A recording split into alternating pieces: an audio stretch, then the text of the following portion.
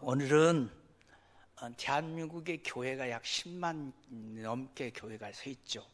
그 중에 한 교회는 우리 여수제일감리교회가 이 땅에 세워진 지 40주년이 됐습니다. 40년, 작년, 중년이 되는 거예요. 40주년을 맞이해서 그동안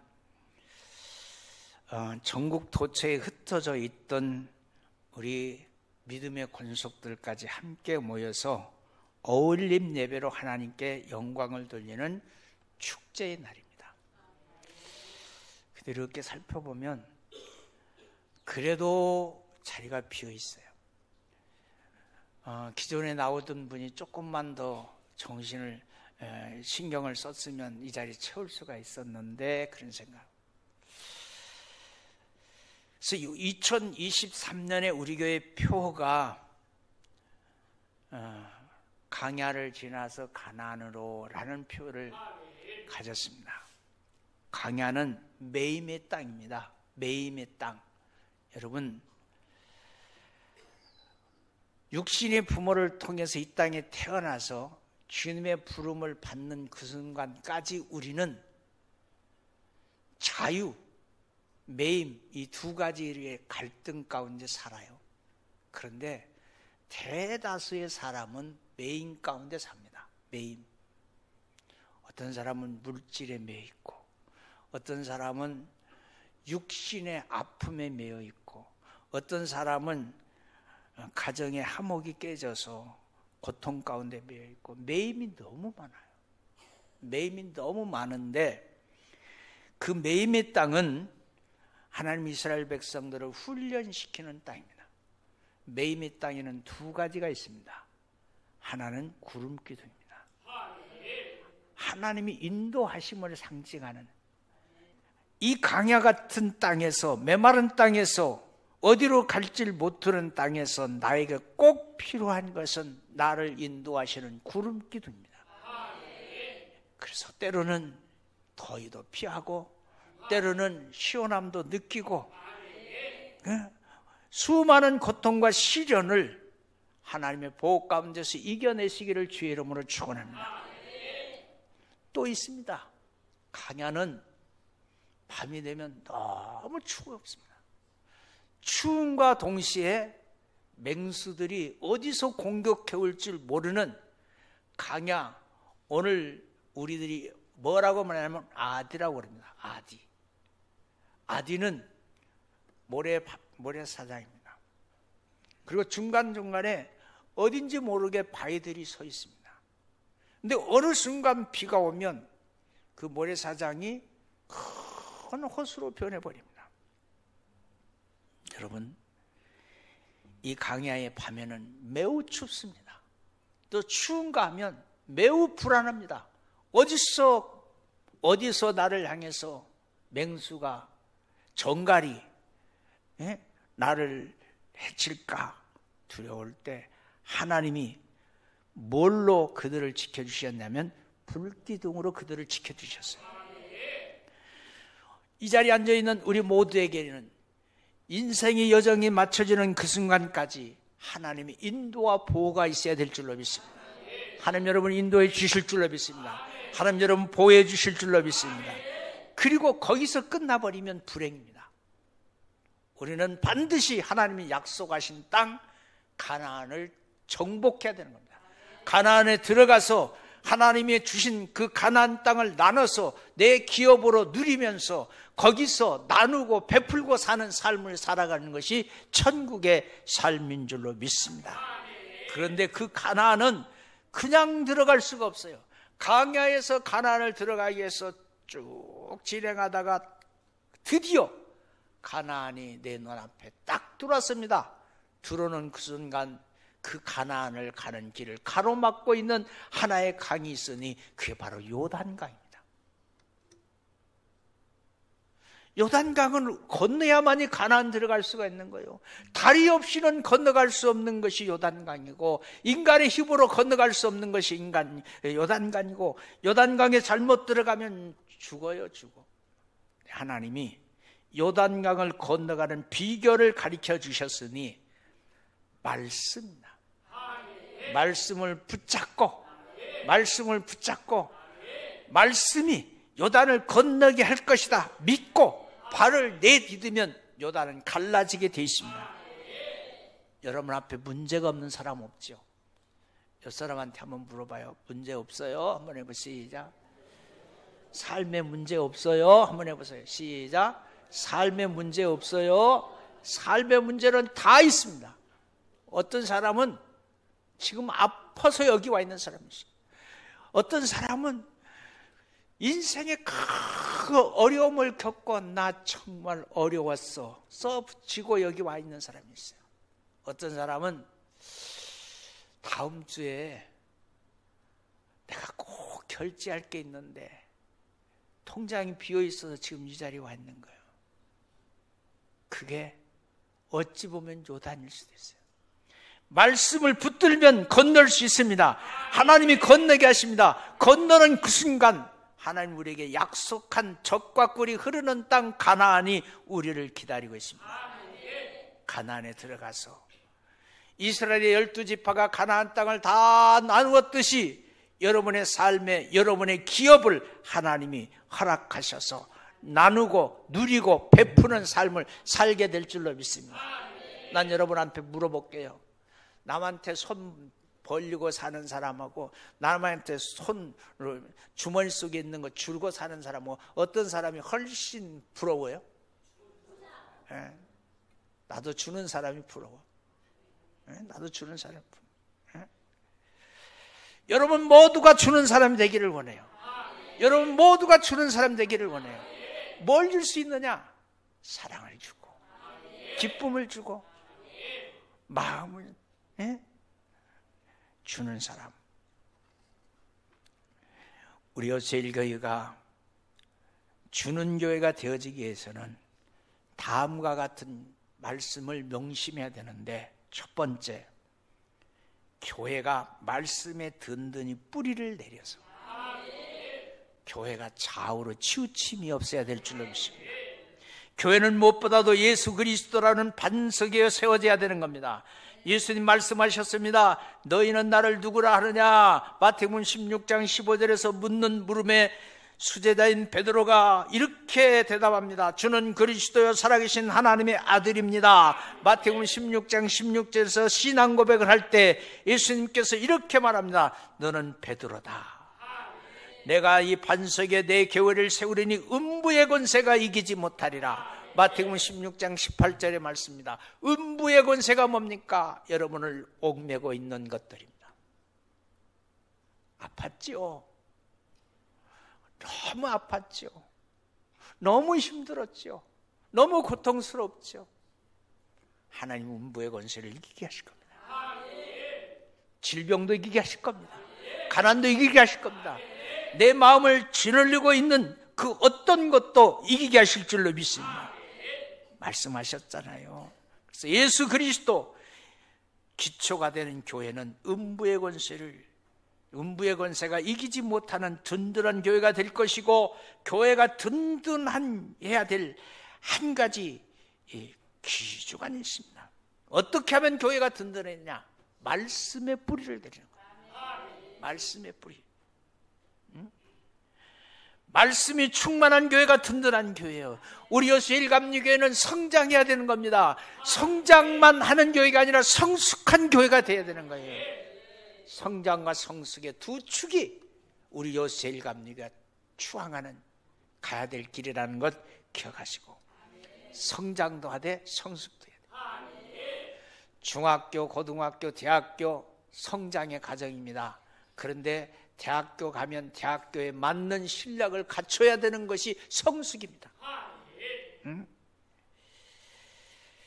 여러분, 우리 교회가 말씀에 근거하는 교회, 말씀이 우리 교회를 이끌어가는 교회가 될 수 있기를 주님의 이름으로 축원합니다.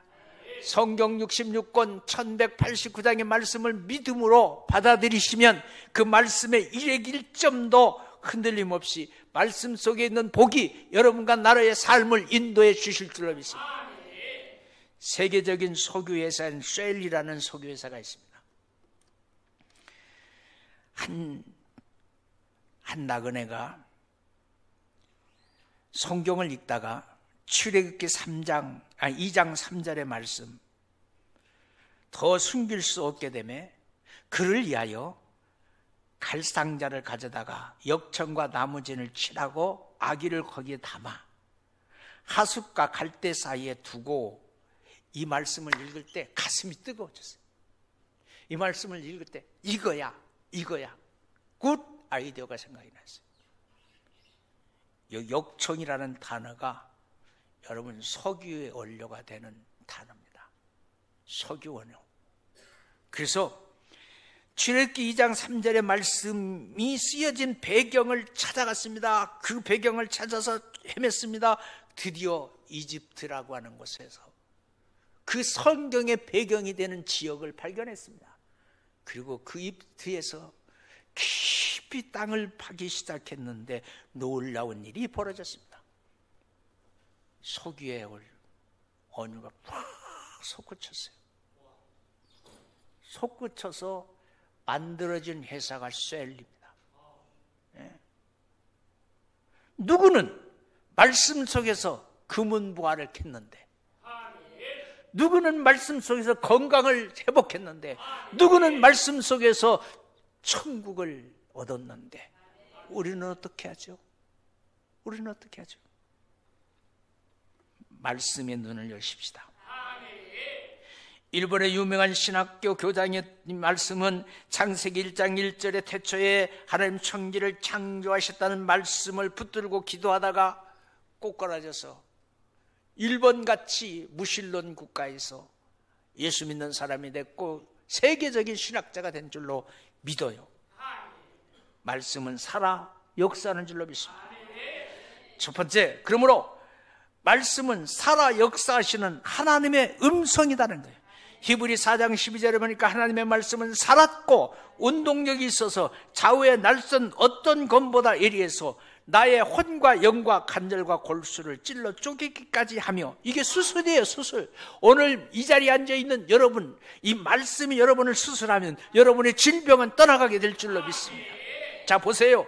하나님의 말씀은 어떤 검보다 예리해서 혼과 영과 관절과 골수를 찔러 쪼개기까지. 지금 수술하시는 거예요.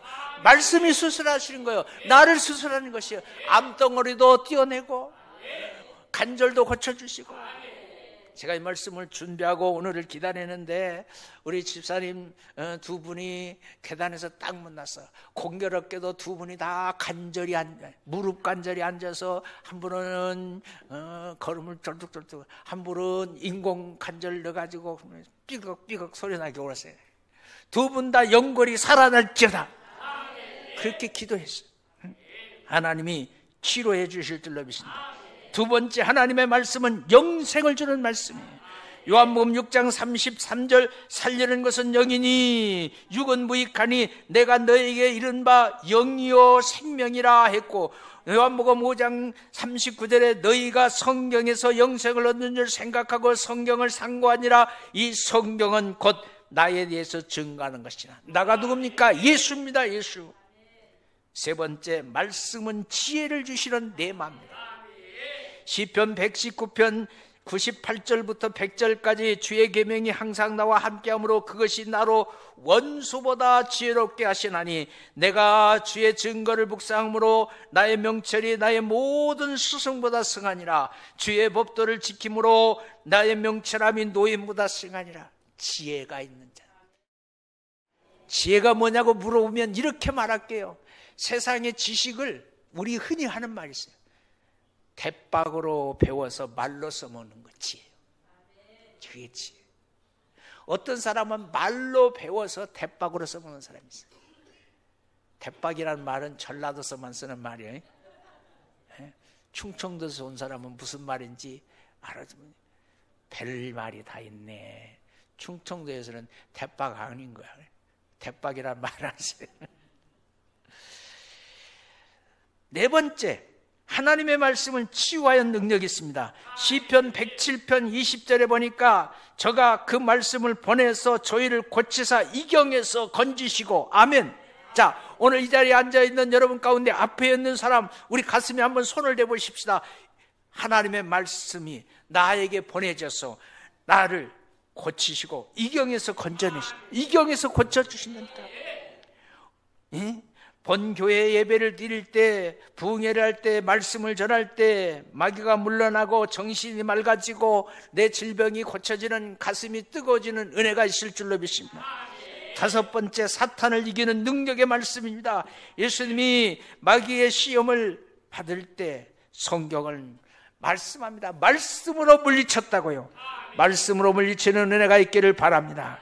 말씀을 받아들이는 나라는 세계를 보니까 다 복받은 나라가 됐어요. 여호와를 자기 하나님으로 삼는 나라, 곧 하나님의 기업으로 빠져있는 백성은 다 복받는다. 에브라임 링컨 대통령은 성경은 우리 공화국을 안전히 쓸 수 있는 반석이다 그랬어요. 이 귀한 하나님의 말씀을 믿음으로 받아들이고 그 말씀대로 살아야 기적도 있고 축복도 나타내는 줄로 믿습니다. 데살로니가전서 2장 13절에 보니까 우리가 들은 바 하나님의 말씀을 받을 때 사람의 말로 받지 아니하고 하나님의 말씀으로 받았으니 진실로 그러하도다. 이 말씀이 또한 너희 믿는 자 속에서 크게 하면 하십시오. 역사하시느니라. 말씀이 역사하시면 삶이 바뀌어요. 말씀이 역사하면 사업이 잘 돼요. 말씀이 역사하면 질병은 떠나가게 돼 있어요. 두 번째, 더 부흥해야 돼요. 더 부흥해야 돼요. 더 부흥해야 돼요. 여러분, 우리 교회 부흥해야 되잖아요. 우리 교회 부흥해야 되잖아요. 우리 교회 부흥의 역사를 써내려가야 되잖아요. 1903년 원산에서 시작된 이제 100만 구령 전도 운동이 어게인 돼서 올 여름에 우리 감리교회에서 하디 영적 부흥성회라고 해서 전국적으로 구역을 나눠서 모이는 그런 큰 이제 성회가 준비되어 있습니다. 1908년 15만 명으로 교회가 성장을 해요. 그 당시에 한국 교회는 감리교회와 장로교 둘밖에 없었어요.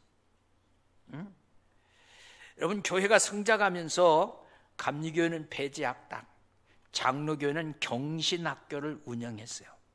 그리고 세브란스 병원과 이런 병원들을 세우면서 숭실학교, 숭의여학교 이런 것들을 세웠어요. 그때 찬송가는 감리교 찬송가와 장로교 찬송가가 달랐어요. 아셨어요? 장로교에서는 찬미가라고 그랬어요.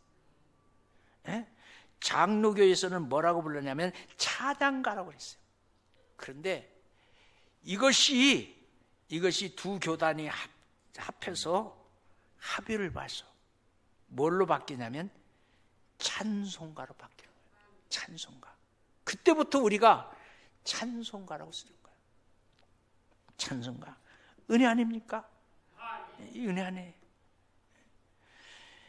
1903년 8월 하디가 원산의 토박이 교인들 앞에서 괴롭고 창피함을 자백하기 시작해서 나는 이것 때문에 죄입니다. 나는 이것 때문에 죄입니다. 하니까 자기 죄를 다 고백했어요. 나는 길을 가다가 예쁜 사람을 만났는데 그 예쁜 여자를 보는 순간 내 여자로 만들고 싶었습니다. 나는 이런 죄를 짓 못한 놈입니다. 이렇게 고백하고 시작하니까 그 죄 고백이 회중들에게 진실로 들려진 거예요. 진실로 들려지니까 다 자기 죄를 토해내기 시작했어요. 그것이 바로 원산 대부흥성의 기반이 됐습니다. 여러분, 우리 교회 한때는 컨테이너 조립식 건물로 교회를 세워놓고 여름에 부흥회 할 때 앉을 자리가 없었어. 기억하세요? 앉을 자리가 없었어. 그리고 얼마나 기도 뜨겁고 찬송 뜨겁겠는지 이 목사가 이 교회 부흥회 강사로 왔었어요. 문을 여는 순간 그 교회 안에서 수증기가 나왔어요. 그 열기, 그 기도, 그 열정 어디 갔어요? 어디다 뺏겼어요? 어디 갔어요? 다시 한번 회복해야 될 줄로 믿습니다. 뜨거워야 질병 떠나요.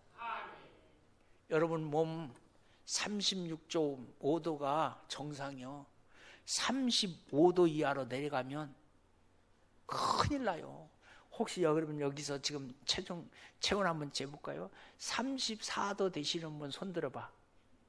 34도 되시는 분. 34도 되시는 분은 어디가 있어야 되냐면 지금 냉동창고 들어가 있어야 돼. 네? 몸도 적당하게 뜨거워야 돼. 교회도 기도로 뜨거워져야 되고 말씀으로 뜨거워져야 되고 여러분 뜨거운 교회가 부흥하게 됐어요. 성령 충만한 교회가 부흥하게 돼 있는 거예요. 그래서 우리가 더 부흥하려면 성령 충만해야 되고 더 부흥하려면 성령 충만해야 되고 성령 충만해야 하는 이유는 성령은 능력의 영이기 때문에 그렇습니다. 사도행전 1장 8절 오직 성령이 너에게 임하면 너희는 권능을 받고 땅끝까지로 내 증인이 내리라. 말씀대로 권능 받고 나가 복음을 전하면 놀라운 역사가 나타나는 겁니다. 내가 미련한 것 같지만 무능한 것 같지만 성령이 나와 함께하면 복음에는 능력이 나타나는 겁니다. 두 번째, 성령은 기도의 영입니다. 스가랴 12장 10절에 보니까 다윗의 집과 예루살렘 거민에게 은총과 간구하는 심령을 부어주시리니. 참된 기도, 살아 역사하는 기도는 성령이 임하게 되어 있습니다. 로마서 8장 27절에 성령이 임하는 현장을 우리는 봅니다. 기도는 진리의 영입니다. 요한복음 16장 13절에 그리하여 진리의 성령이 오시면 그가 너희에게 모든 진리 가운데로 인도하시리니. 성령 받으면 전에 깨달지 못하고 믿지 못하던 말씀이 깨달아지고 믿어지는 거예요. 믿어지는 거라고요. 또 성령은 거룩의 영입니다. 여러분 지금 얼마나 세상이 더럽습니까? 얼마나 세상이 약합니까? 괜시리 길을 가다가